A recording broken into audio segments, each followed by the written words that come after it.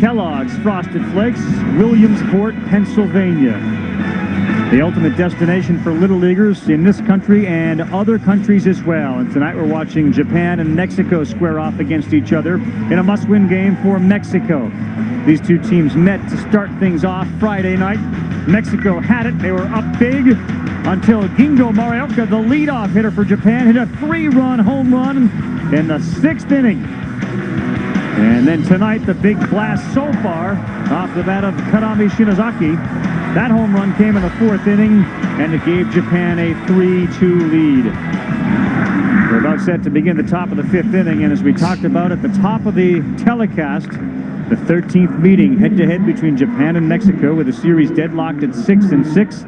Mexico has knocked Japan out each of the last 2 years in the International Championship in 2008 and the semifinals in 2009. Mexico's got to win tonight to advance. If they do, they'll play Japan again on Thursday. And Japan wants to return the favor. Send them home. Send them back home.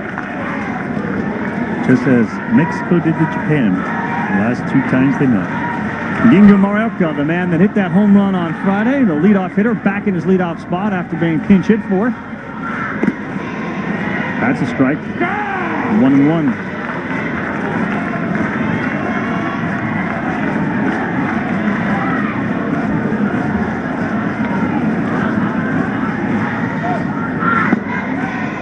Well, there's that sweeping pitch, and you know, the last pitch of the last inning, the strikeout to Fuji, was one of those that seemed to sweep so far across the plate. It ended up so far out of the strike zone, but at one point it might have actually gotten the plate. And there's another one. Going. That ball started behind the batter and broke over the middle of the plate.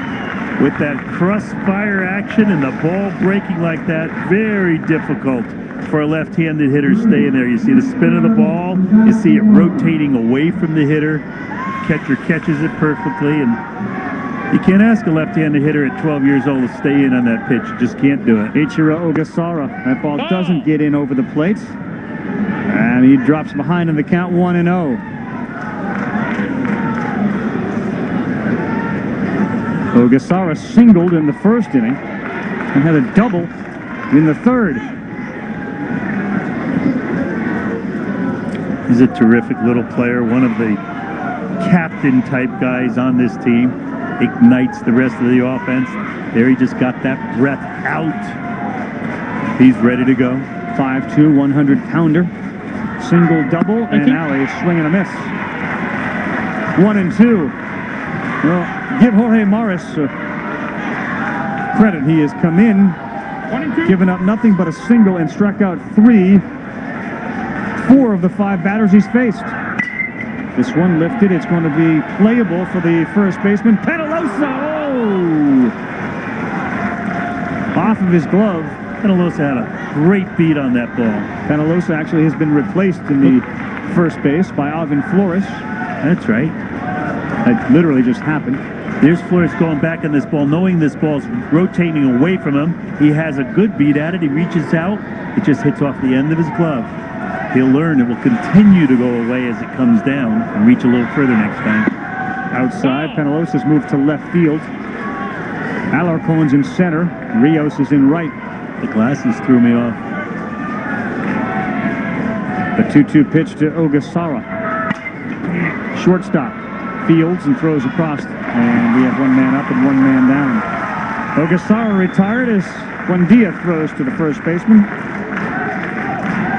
He's a very good player, and you know that miscue earlier in the game was really, I think it might have been an infield hit. He was doing everything he can to get around that ball, field it properly. He's a good little player. Ryoto Norimatsu, the shortstop, the number 3 hitter. Well, there you go. That sweeper that forced him off the plate and almost was a strike. I think he'll work it away, and you see Morimatsu way up in front of the box trying to get this breaking ball before it breaks. He did, but he yanked it way foul. He doesn't want to reach for it too far. So the further back in the box he stands, the more that ball will be breaking on the way to the plate. So he stands up closer to the pitcher. See if he can put the ball down the right field line fair. 1-1, foul back for Mexico. The number 9 hitter is due next, and then you go to the top of the order. They have 2 more shots, and they've got a lot of power coming up. And there will be a new pitcher in the game before the middle of the order gets there. There will. The number 3 hitter for Japan, Ryota Norimatsu. Another foul ball.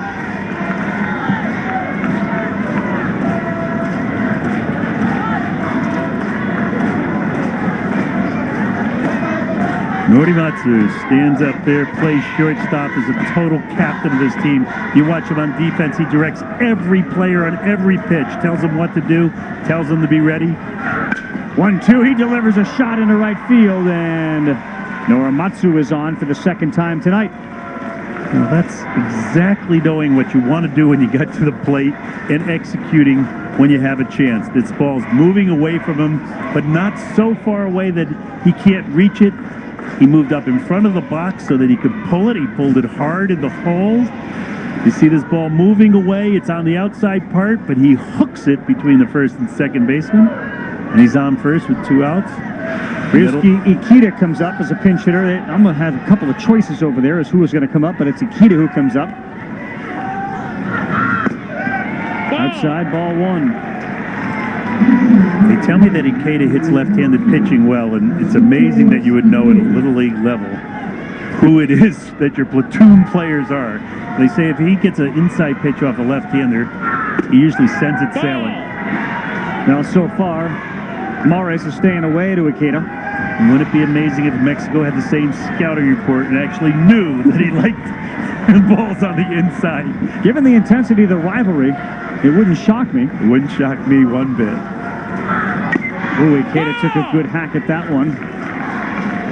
And it's 2-1. The interesting play here is that he's pinch hitting for the 4th place hitter. He is. Getting everyone in the game. It's a team game. They rely not on one, but on the whole. And everybody does have to get in. The 2-1 to Ikeda. Outside, 3-1. Kanami Shinozaki is scheduled to hit next. He hit the home run in the 4th inning and could deliver a decisive blow if he comes up with 2 men on. Mizumachi is the player that you said at the start of the game, the manager told you was the best all-around player. Up the middle, and it's good for a base hit. Holding at second base is going to be Norimatsu, and a pinch hit extraordinaire Ikeda delivers.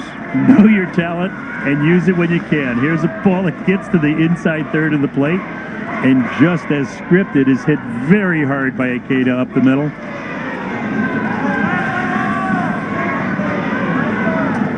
And it is going to be Kanami Shinozaki who hit that home run coming to the plate. Mexico had its chance to tie the game, go ahead, and now Japan has a big chance to increase its lead. Kanami Shinozaki hit a big fly in the 4th inning, and now he's up with 2 men on. The pitch from Morris, fouled back. And that was very close to being in the same place as this swing that allowed the ball to leave the ballpark.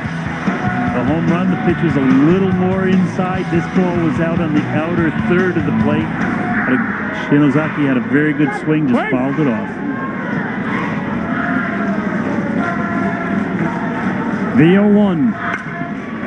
On a play, strike 2. Watch the runner at second base. I don't know that he's telling him exactly what's coming, but he certainly appears to be relaying some signaling to... Oh, totally. They will tell each other the location of the pitch from second base. That's what he's doing out there. Totally do it. And if the catcher's going to allow him to do it and setting up early, they'll give location. That's Norimatsu on second base. Ikeda is on first. That ball is grounded foul. Is that something they do in the Japanese leagues all the time? All the time? All the time. They do it in Stamford, Connecticut in Little League also. Well, it's frowned on, though, in the major leagues. Well, it's not frowned on. I think everyone's doing it. You just can't get caught doing it. Well, if you get caught doing it, what happens? Well, usually they knock someone down at the major league level, and I don't think that's allowed in Little League. But I always think, shame on me if somebody could steal the signs or steal the location. That's my fault, not theirs. With 2 men on. to third base. There's a force over there, and that's where the game continues at 3-2. Japan cannot add to its lead. Both teams struggling to get runs. 9, then the top of the order due up for Mexico. ESPN's coverage of the 2010 Little League World Series is presented by Kellogg's Frosted Flakes Reduced Sugar. They're great. And in part by Subway Restaurants, proud sponsor of the Little League Baseball and the Little League World Series. Subway, play hard, eat fresh.